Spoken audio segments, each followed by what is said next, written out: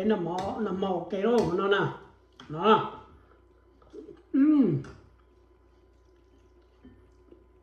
Yummy cơ.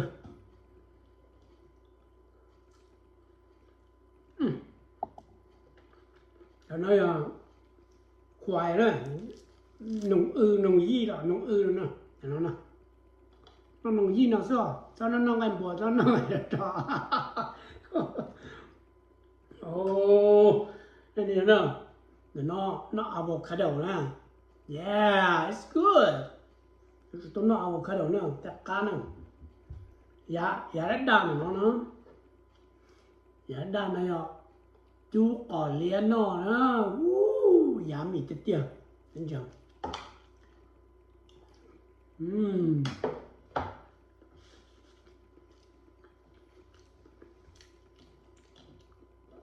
Đây ạ. Blueberry nè. Cho nó nè. Đến chưa? Tại blueberry hả? Thì là một chỉ chính là blueberry thế nó gì cho nó ra chứ nó cá cái này liền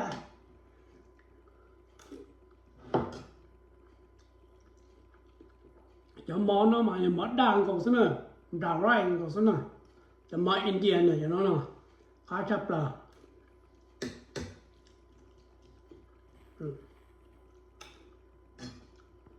lâu rồi nó tao tổ cũng no đó nó chỉ có cũng no mà sai vô lâu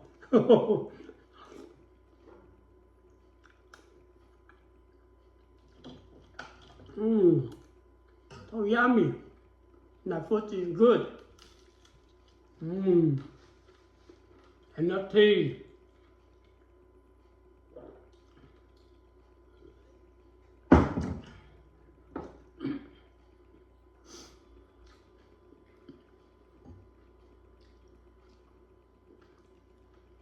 Eat avocado. Một mông này nữa, nó avocado.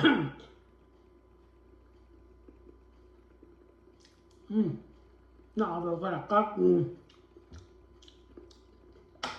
Nha. Lo mati nó mỏ cắt cơ không? Nó mỏ tàu. Nó mati ai kia muốn cho tài điển nữa. Chụp lá cơ.